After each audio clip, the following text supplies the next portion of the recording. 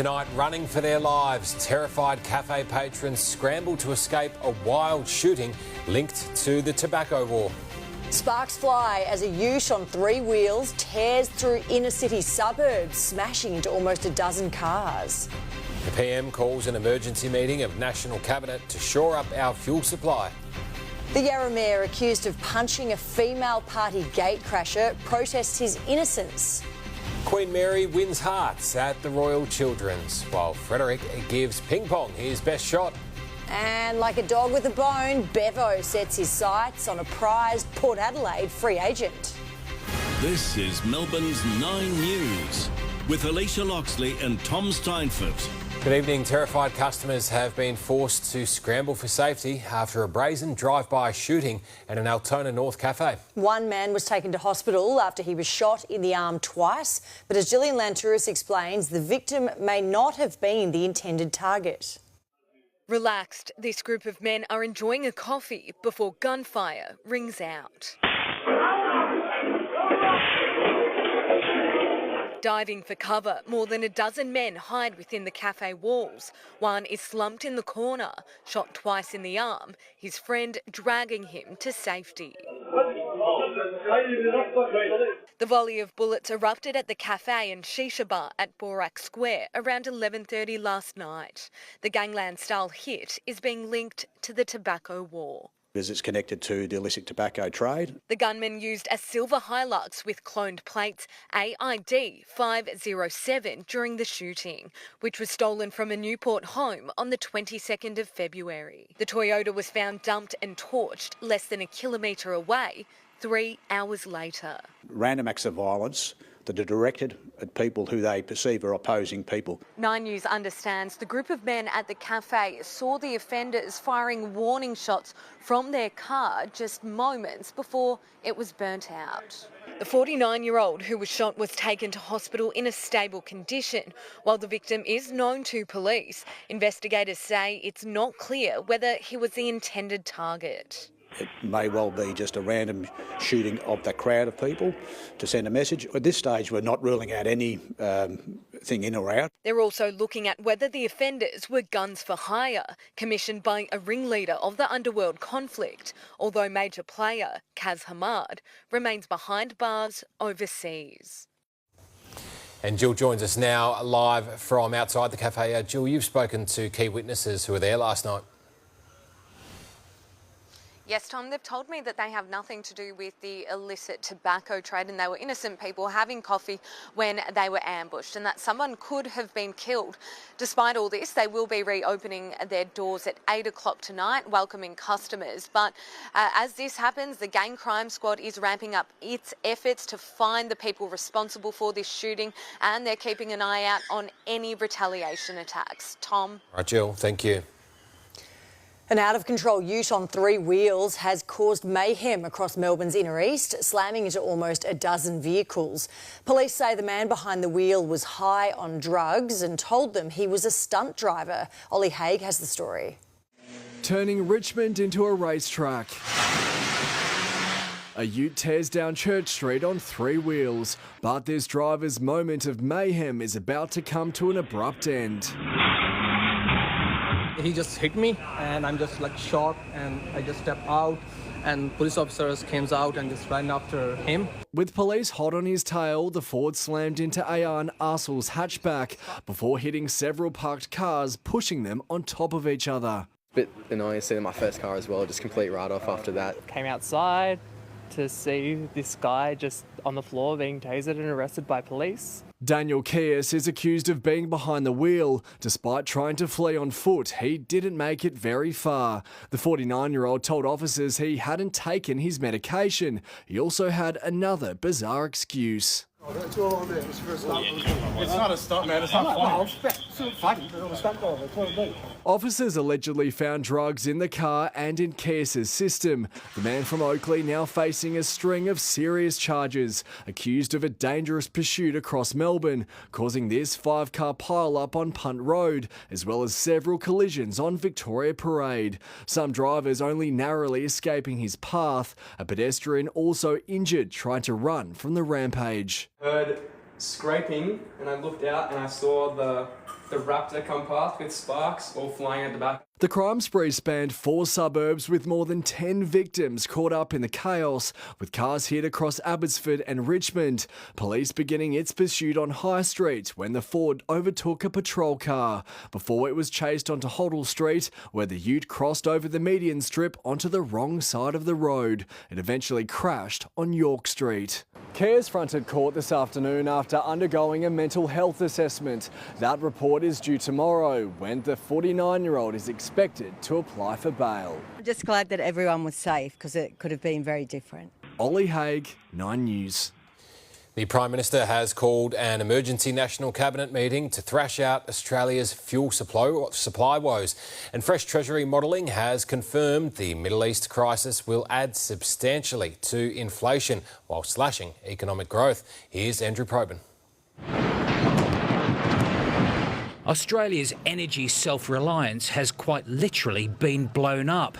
An oil refinery in South Australia, 2 in New South Wales toppled, Queensland followed by Australia's largest in WA, and 1 of 2 in Victoria. We're in a mess of our own making because of the willful blindness of both sides of politics for more than 15 years. The strategic value of Australia's 2 remaining refineries now for all to see.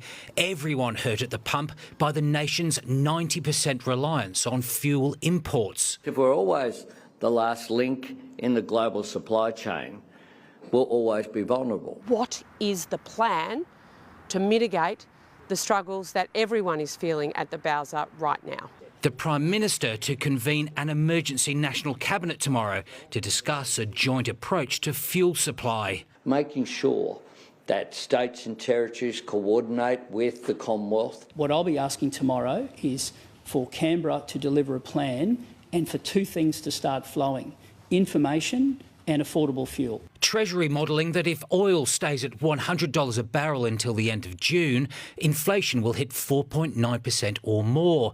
At $120 a barrel, inflation would hit about 5.5%. Economic growth would be sliced by 0.2%, triple that by next year. These inflationary pressures are becoming harder because of a big spike in the global oil price. The government needs to stop pouring debt petrol on the inflation fire. Short of rationing or mandating work from home or encouraging greater use of public transport, there are also calls for Australia to play hardball with trading partners who take our oil. We're not going to keep just exporting this to you guys if in return you're not prepared to release some refined fuel supplies to us. Andrew Probyn, 9 News. The fuel crisis caused by Donald Trump's war on Iran has exposed a shocking truth. Australia's almost blind faith in global rules and international trade has left us horribly exposed. We allowed industry to wither because it could be done cheaper elsewhere in the world. Perhaps ironically, Australia hosts the head of the European Union next week. A free trade agreement is likely to be signed. But the lesson from Trump is that Australia needs to do more for itself. Tom? Andrew Probyn there. Thank you. As the nation reacts to the latest interest rate hike, a prominent businessman has warned that rising wages are pushing up inflation for everyday purchases. Finance editor Chris Kohler tells us it underscores the challenges facing the Reserve Bank. Celebrity chef Neil Perry today said in 5 years a coffee will cost $12. And that's a huge problem for the RBA. Not the coffee specifically, but the expectations that come with it. Michelle Bullock yesterday spoke several times about inflation expectations, a crucial part of this puzzle. Basically, if we expect prices to rise, then we demand wage increases, and then inflation continues to grow. When interest rates rise, employers won't give wage increases and consumers can't afford the higher prices. A brutal handbrake for the economy. If it works too well, that's when a recession can hit. A recession means the economy shrinks, businesses get squeezed and some go broke, unemployment rises and property prices can start to slip. With another rate rise in May considered a coin toss, the RBA is very much still walking a narrow path to safety.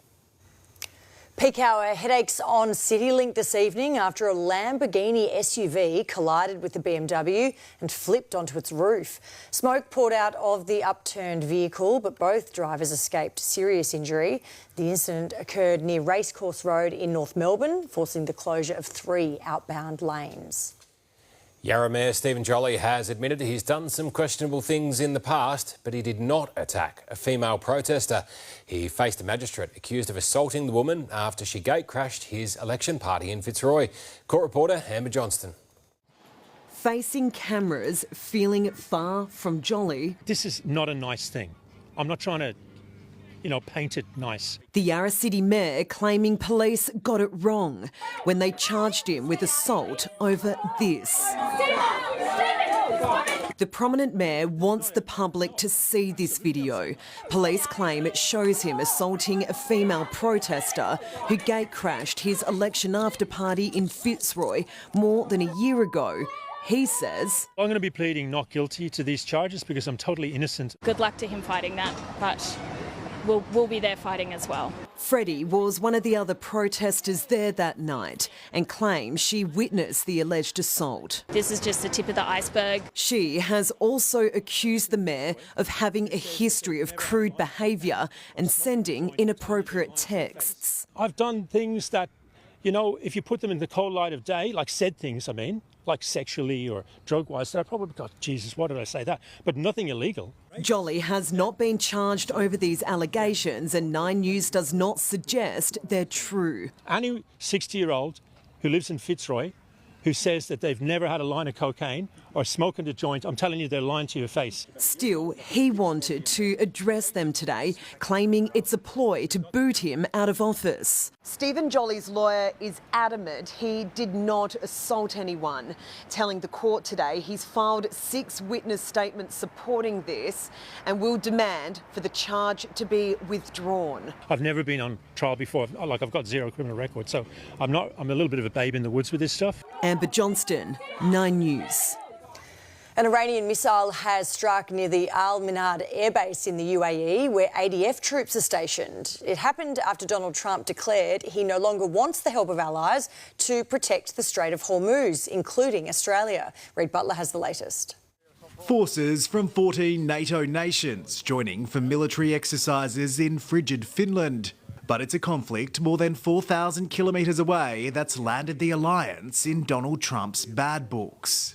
So everyone agrees with us, but they don't want to help. And we as the United States have to remember that because we think it's pretty shocking. Despite previously calling for assistance from international naval forces, the US president now says America can protect the choked Strait of Hormuz itself. And today, the Pentagon hit hardened Iranian missile sites along the coastline near the strait. Because of the fact that we have had such military success, we no longer need or desire the NATO countries' assistance. We never did. Likewise, Japan, Australia or South Korea. Do you agree with the President? It's not my place to come in between President Trump and Australia. When you're standing for something that is right, you pay a price. So Australia took that stand and we commend them. Today, that price was our personnel being put at risk. At 9:15 this morning at the Al Minhad base that Australia has in the United Arab Emirates, there was an Iranian projectile hit near that base. I can confirm that no Australian personnel were injured and everyone is absolutely safe. It comes 2 weeks after the facility was first hit by Iranian drones. The Iranian regime is continuing to engage in, frankly, random attacks right across the Gulf region.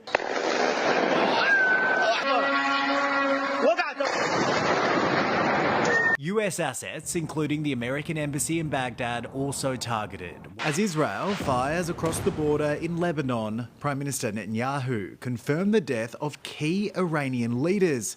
In the past 24 hours, we knocked out 2 of the terrorist chieftains, the top terrorist chieftains of this tyranny. One of the dead, Ali Larijani, the regime's main mouthpiece. He was widely considered Iran's de facto leader after the death of the supreme leader, Donald Trump, also making new enemies on the home front. His top counter-terrorism official, Joe Kent, resigning, claiming the US only got involved because of Israel and there was no imminent threat from Iran. In the United States, Reid Butler, 9 News. 20-storey apartments will soon be a fixture in inner Melbourne, with the state government revealing the final height limits for half of its high-density zones. But the opposition insists it will tear up the plans for more suburban high-rises. Mark Santamartino reports. In a bid to build more homes for millennials, apartments stretching up to 20 storeys high will tower over Sydney Road. We've busted open the status quo to get these homes built more quickly. The Premier made that declaration in Brunswick, locking in plans for higher density living in 25 suburbs close to trams and trains. For those councils who don't meet those targets or who are refusing to make the changes that are needed to meet those targets, that we'll step in. 4- and 6-storey apartment blocks will be allowed in all 25 centres, depending on their distance to public transport. But towers 20 storeys high have been given the green light in Brunswick and Coburg. Parts of Hampton, Oakley, Hawthorn and Kew will have 16-storey buildings, and apartments 12 storeys tall will be allowed in North and Middle Brighton, despite recent protests. And what the government has said is we're going to stick the middle finger up at you because we don't like your suburb. The opposition has vowed to tear up these planning changes in communities that don't want them, arguing these maps strip residents and the local council of a right to have a say. It's the biggest consultation ever undertaken in this state's history. If you live in Bayside, we will rip it up. You can see the proposed changes for your suburb in full at 9news.com.au. Plans for the next 25 activity centres will be finalised later this year. And Mark Santamartino is at Parliament tonight. Mark, there's been a push to give the corruption watchdog more powers. Alicia, the opposition has tried this before and Labor shut it down at the time, but the coalition has had another crack in the upper house this afternoon in a bid to chase down that $15 billion Victoria allegedly lost to corruption on big build sites. The bill that was put forward wanted two things. It wanted follow the dollar powers to expand IBAC's jurisdiction and to give them the power to hold more public hearings. Well, with the support of the Greens and other minor parties, it passed the upper house this afternoon. Labor MPs in the chamber voted against it, so it's safe to expect they will shut this down when it gets to the lower house in a couple of days' time. Alicia? OK, Mark Santamartino there, thank you. Denmark's King and Queen have brought smiles to young and old at the Royal Children's Hospital on their second day here in Melbourne. Edward Godfrey has been with them. Ed, what's in store tonight? Well, Tom, this is called an evening in the garden. It's been run by the Danish embassy. It's very tight security. Most of the guests are already inside and the King and Queen are expected to arrive here very, very shortly. We know the King will be delivering a speech here tonight. This is the final stop on the pair's two-day tour of Melbourne before flying out to Tasmania, and they sure have crammed plenty in. More Freddie Fantastic than Marty Supreme, the Danish King tries his hand at table tennis. Yeah! Come on! Oh. Giving it his best shot, but not crowned the winner on this occasion. Did you win? No, we lost. So disappointing. The King and Queen at Headspace in South Melbourne to discuss mental health matters with local teams. Nice, intimate. Earlier, a rare chance for the public to catch a glimpse of the royals here, greeting patients and visitors gathered at the Royal Children's Hospital. Among them, fundraisers, Anne and Nanette. It was wonderful meeting her, wasn't it? It was just lovely, she was so sweet. Yeah. She's so natural. Human. I think she thought we were leprechauns. The pair using their lucky charms to secure a photo. Where's that going to hang in the house? I'm not sure yet. Going to get blown up. Blown up. The monarchs creating memories while learning about advancements in stem cell research at the Murdoch Institute. We can now grow large patches or sheets of human heart muscle. Okay. While the royals have had a very busy schedule here in Melbourne, there's been a real effort to keep their engagements as low-key as possible. Most of their movements are away from the public and are unable to be announced ahead of time. There's a real emphasis on this trip being all about business. It was a great visit at the hospital this morning, and we also had an opportunity to just say hello to some of those that are being treated in that world-class hospital. There's an art to making a whirlwind trip like this go so smoothly. Mary and Fred squeezing in a Danish-Aussie exhibition in Collingwood. The finishing touches on a successful Melbourne leg before jetting off to Tasmania later tonight. While visits come to an end, partnerships continue. Edward Godfrey, 9 News. Found our #1 ticket holders for Tasmania, I reckon. Who? The King and Queen. Oh, because they go to a lot of football matches. Well, they're going to Tasmania tomorrow. I saw her handballing yesterday, Tony. It reminded me of someone. Did it? Who? Anyway, among our stories tonight, the Swans hit town, putting a line through another of their big names. And as the Hawks prepare to tackle Sydney at the G tomorrow night, Sam might be getting a little jack of Ginnivan. We also got to help him toe the line on how much of our plans do you need to actually give Jack. So I just tightened his leash a little bit. Also tonight, Bevo leads the charge to snare Zach from Port, but Clarko and Uze have joined the queue. The AFL puts its spin on those low crowd numbers. On that, Storm is ready to cash in on a footy-free Friday here in Melbourne. And the Matildas waltz into the Asian Cup final. That's all coming up a little later on in sport. Great stuff, Tony. We'll see you soon. Ahead in Melbourne's 9 News, firing back, Kyle Sandilands brings in lawyers after his $100 million radio contract was terminated. Sri Lanka's solution to the fuel crisis: give everyone a 4-day work week. And a rare sight in the Red Centre. Waterfalls cascade off Uluru during a desert downpour.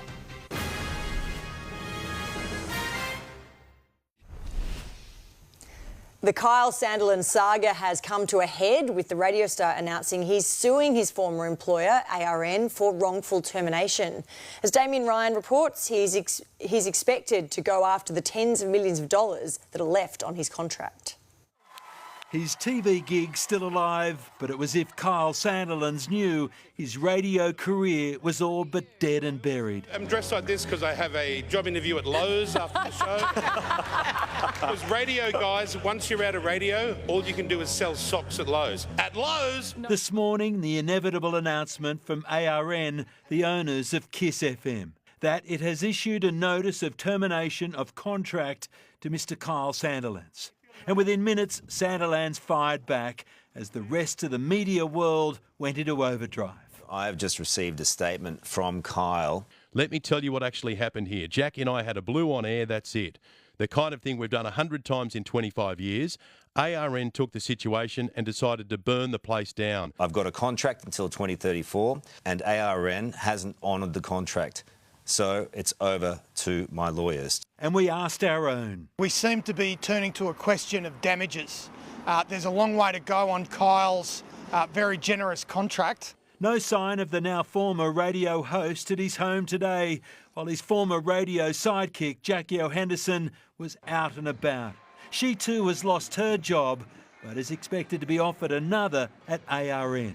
Any plans to start your own radio, Jackie? No. Astrology show? Hey? Astrology show?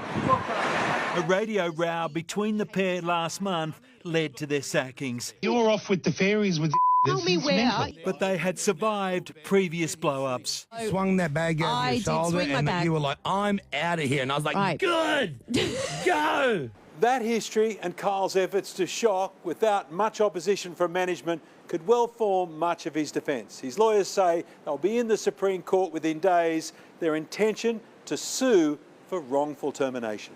And an opportunity for breakfast show opponents to cash in. OK, we are the longest-serving breakfast show. Damien Ryan, 9 News.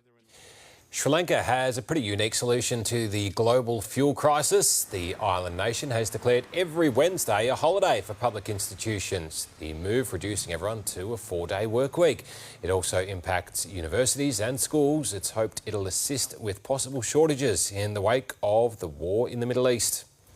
Princess Catherine has sported dark green for St Patrick's Day commemorations as Colonel of the Irish Guards. The future Queen handing out shamrock sprigs to members of the regiment before receiving a rousing 3 cheers. A different story for former Prince Andrew, with removalist vans spotted outside his new Sandringham home. Andrew Mountbatten Windsor was booted out of Royal Lodge at Windsor in January. Well, it's been a pretty cloudy week in Melbourne so far, but Scherri-Lee Biggs is here with us now to tell us what's in store for the rest of the week. Well, Tom, we could be in with a sprinkling tonight and through the first half of tomorrow, but it is remaining on the mild side until the weekend. Now, this morning started with a fresh 13 degrees in the city, but with the afternoon sun, we made it to a top of 21 degrees just after 4. A low pressure system laden in heavy moisture took a few showers into northwest Victoria today, but it certainly has given Central Australia a very wet start to the week.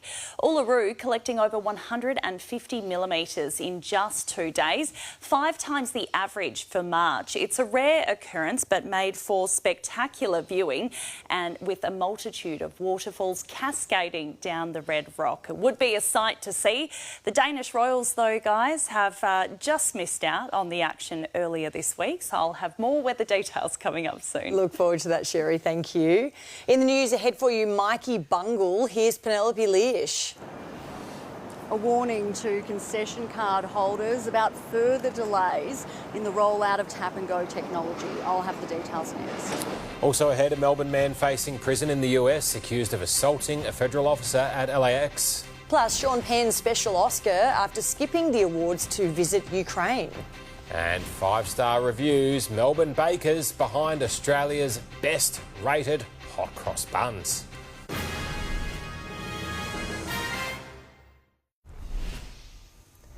New concerns have been raised about Victoria's Myki upgrade just days after a tap-and-go trial started on some train lines. Penelope Lish joins us now from Southern Cross Station. Penny, concession travellers could be left behind.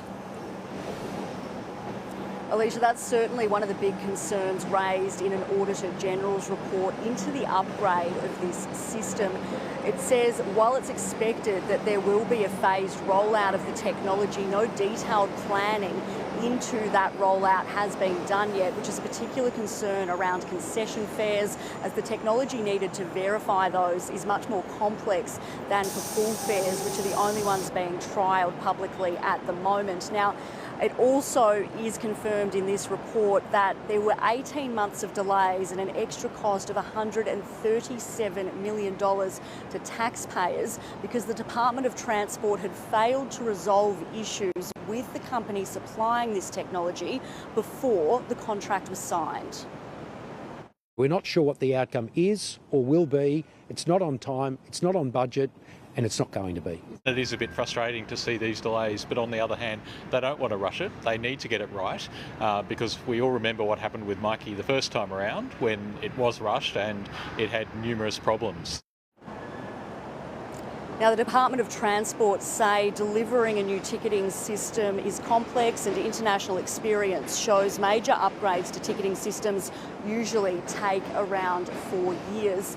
At this stage, it's on track to all be delivered by 2028, which was the revised timeline. At the moment, the trial is running on 4 train lines between March and then will finish in April. It's expected a bigger rollout will start from there. Tom and Alicia? OK, Penny, thank you. A 35-year-old Melbourne man could spend 8 years in an American jail after allegedly assaulting a TSA officer at Los Angeles International Airport. Thomas Bingham is accused of attacking the federal agent and falsely claiming he stole his backpack and passport. His belongings were later found nearby at a restaurant. Easter, well, it wouldn't be complete without a hot cross bun, and Aussies are lining up for Aldi's, with the supermarket ranked first in Canstar Blue's latest ratings. As Isabel Quinlan discovered, the entire range is made in Melbourne by fifth-generation bakers. Mixed, prepped, iced-baked and packaged by the millions. These fluffy fruit-studded favourites from Davy's Bakery, according to Aussies, are a bun above the rest. Very proud to see our product sitting on the shelves of Aldi, and yeah, it's very satisfying. Taking up the title of Canstar Blue's best-rated supermarket hot cross buns and Most Satisfied Customers Award, scoring 5-star reviews in taste, freshness and value for money, ahead of Costco, Woolworths and Coles. A sweet reward for this fifth-generation baker. Every single year, our team comes up with a new improvement to the process to make a better quality bun and a more consistent bun. We're making millions of hot cross buns a week. For Aldi, we do at least 20 million hot cross buns a year. A far cry from this business's humble beginnings on the goldfields in Talbot near Ballarat. Even going back to 1995, which is when I joined the business, it's grown massively, bigger than I ever thought it would. While traditional hot cross buns will always be an Aussie favourite, hunger for variety is at an all-time high. So developing new flavour combinations like carrot cake, banoffee, even apple cinnamon could just be the secret to ongoing success. We found that 1/5 of Aussie shoppers will actually go visit another supermarket just to try out a specialty flavour, but it really comes down to the fact that people just love their hot cross buns. So no matter where you shop, with Easter just around the corner, sweet hot cross bun and whatever flavour is something that many people will be looking forward to. Isabel Quinlan, 9 News. Makes you hungry. All right, still to come for you, Dementia Link, how disturbing dreams increase the chances of developing the cruel condition. Chris Kohler explains how the rate hike could impact house prices. Plus, a bride's mission to find her missing wedding dress after a dry cleaner's bungle.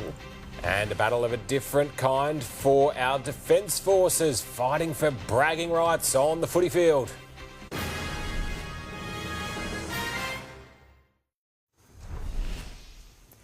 To finance now, and the ASX nudged higher today, but the focus will soon turn to the impact of rising interest rates and what that could have on the property market. Chris Kohler with the details.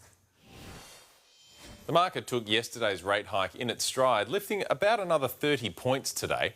The talk of the ASX was the new names going straight to the top of the resources sector. Woodside and BHP announced new CEOs, Liz Westcott and Brandon Craig, respectively. Those jobs are worth roughly $2 million a year before bonuses. Elsewhere, ANZ was the worst performer of the big banks after Goldman Sachs cut its recommendation on the stock from buy to neutral. The Australian dollar spent the day buying about 71 US cents and 62 euro cents. And finally, it'll be worth keeping an eye on the property market. Across the February and March rate hikes, the average borrower has about $25,000 less to spend on a home.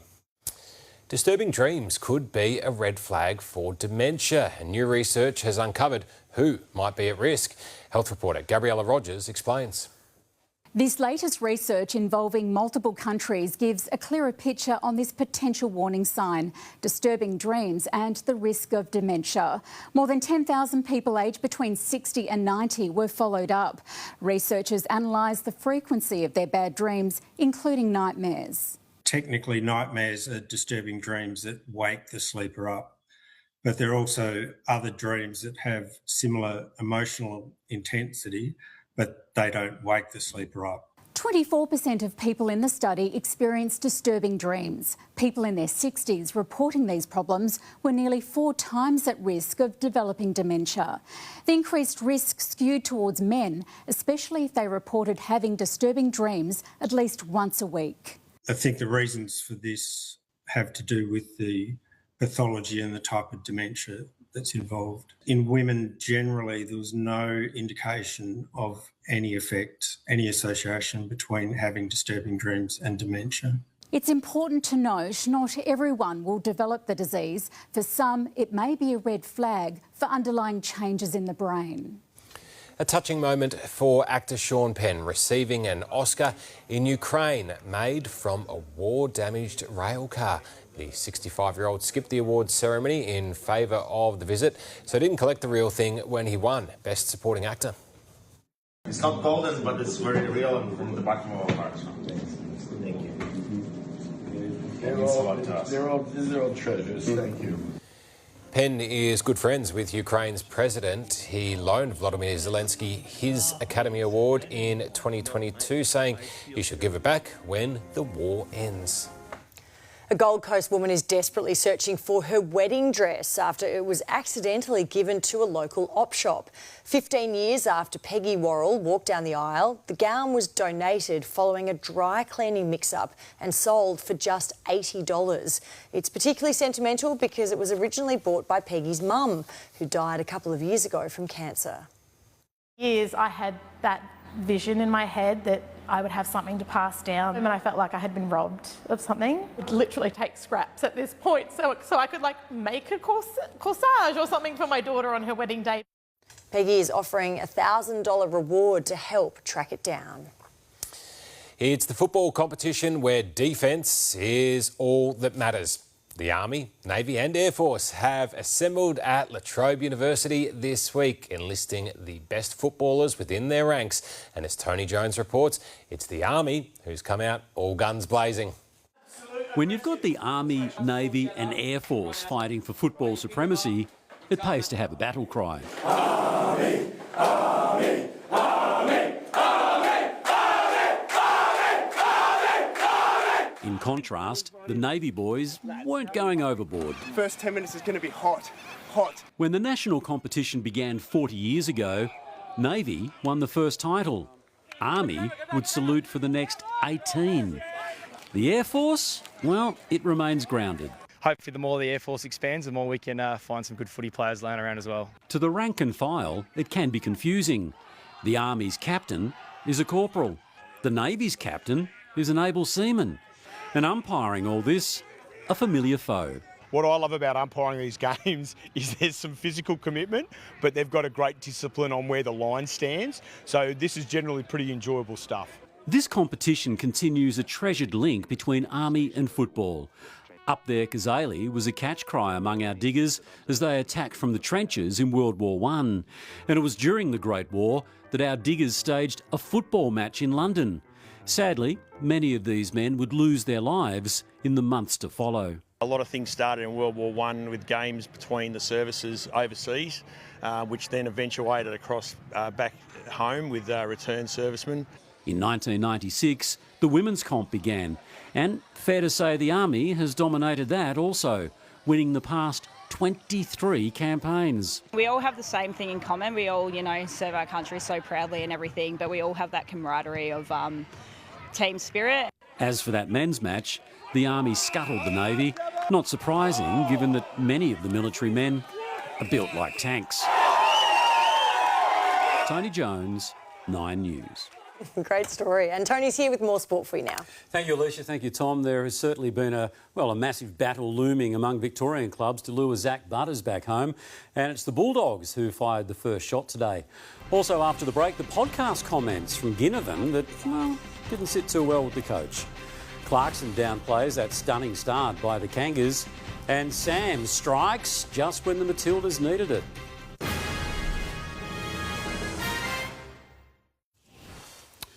The race for Port Adelaide free agent Zach Butters is certainly heating up, with Bulldogs coach Luke Beveridge unashamedly admitting his club's desire to get him.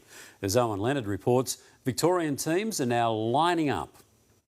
The Zach attack has been months in the making. Every club who's interested in Zach has either spoken to him and connected with him personally, in the off-season if him and his management have allowed them to. As for whether Luke Beveridge himself has caught up with the Port Adelaide three-time best and fairest who happened to grow up supporting the Bulldogs, I absolutely need to make sure I'm front and square when we get an opportunity, and I have over time. But I can't give you any detail on whether or not I've connected with Zach. His impact was nullified by North Melbourne on Sunday. What we did last week by trying to take him out of the game was fair indication that we'd like him in our colours. North Melbourne will be desperate to prove their big round one win was not another false dawn, and they'll start favourites against the Eagles in Perth on Sunday. Good start, but it doesn't mean too much unless we can apply ourselves in a similar sort of manner. Veteran Tiger Tom Lynch has gone back to basics after kicking 2 goals and a staggering 7 behinds last week. Posture and ball drop's really important, so there was little things that I noticed post-game. Give him one little trigger that you don't want to try to fix too many things because it's a beautiful kick for goal. But the Butters chase, also a hot topic at Tigerland. Good players fit our profile, all those discussions will be. We've got to consider him. If he's one of the best players in the comp, we would consider that. Owen Leonard, 9 News. Hawthorn coach Sam Mitchell admits he's had to tighten the leash on Jack Ginnivan for talking team tactics on a podcast.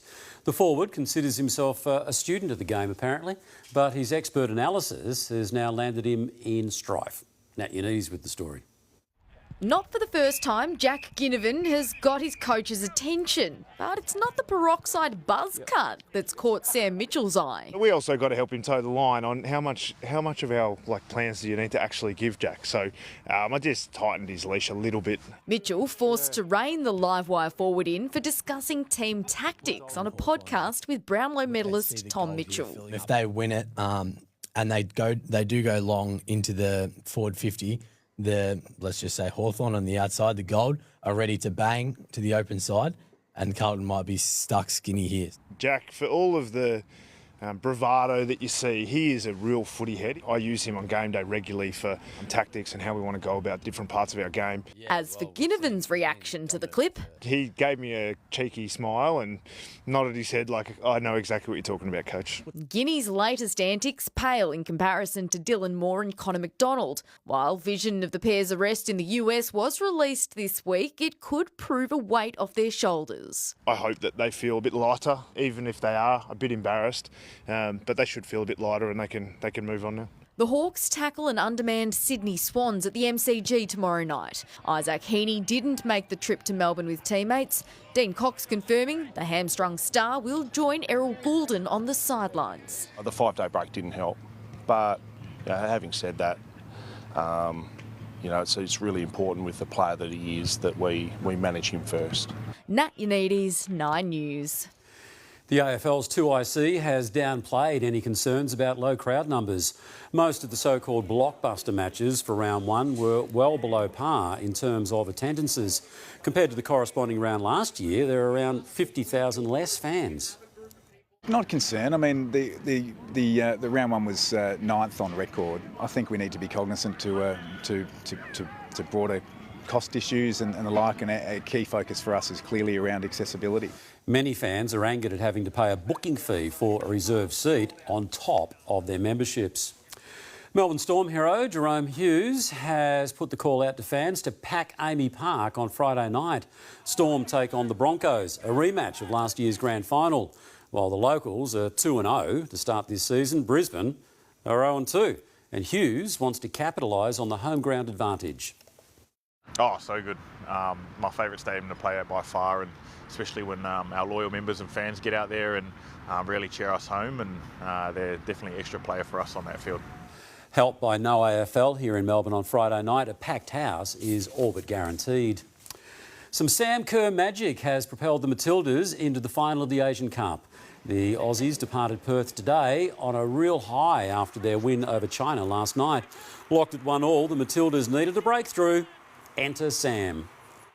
That's why she's a world-class player. You can be quiet for 89 minutes if that's the case, and she has 1 minute and she scores a goal. So, yeah, that's why she's the player she is. The Matildas will play either South Korea or Japan in Saturday night's final in Sydney.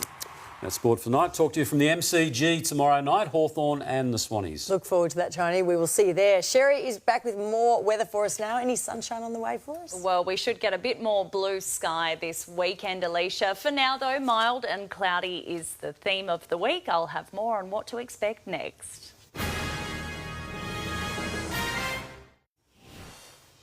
Hello again. Well, our Wednesday was spent under a blanket of cloud. There is still the slight chance of a light sprinkling tonight. It was on the cooler side to begin with today, getting down to 13 degrees in the city. We managed a top of 21 after 4 o'clock.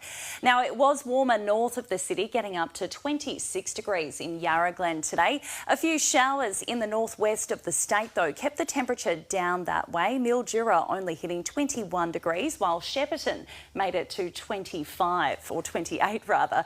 Looking to the map, and Cyclone Narelle formed late yesterday. It's set to intensify and is expected to reach Category 5 as it approaches far north Queensland on Friday, while tomorrow a trough is set to drive storm and shower activity through a large part of New South Wales, but it is creeping into Victoria's northeast. Sydney could collect up to 50 millimetres with those storms, a top of 25 degrees. Late morning showers for Brisbane, a top of 28 on the way, and a partly cloudy 27 degrees in Adelaide. And tracking to Victoria again, those showers and storms are really just affecting that northeast corner. Wodonga could see up to 5 millimetres and a top of 27. Cool and cloudy for the southwest of the state. Aireys Inlet is heading for 19 degrees. Now, most suburbs could see a light sprinkling tomorrow morning. They'll be very light though. Frankston should remain dry, heading for 21 degrees. A cooler top of 17 in Ferny Creek. For those in Geelong, another cloudy day. The showers should steer clear. You'll only get a break in the skies in the early evening. From a low of 14 degrees, you should hit 21 by 3 p.m. And if those showers do eventuate in the city, they'll measure under a millimetre. Then just an overcast afternoon, maybe a few breaks of sunshine, and heading for a top of 21 degrees by 4 p.m. Our mornings will be a bit warmer as well, thanks to that cloud cover, starting at 15 degrees on Friday, a top of 22 to follow. A bit more sunshine to get the weekend started. A pleasant 23 on Saturday, 24 Sunday. It only really starts warming up early next week though, 27 on Tuesday and 29 Wednesday. Now tomorrow, just the slight risk of showers, so maybe take a brolly with you on your morning commute just in case, but we're looking at an overcast day ahead. So there you go, that's all in weather, guys. Thank you very much, Sherry, and that is 9 News for this Wednesday. Ali is next with the current affair. We hope you have a great evening. For now, good night.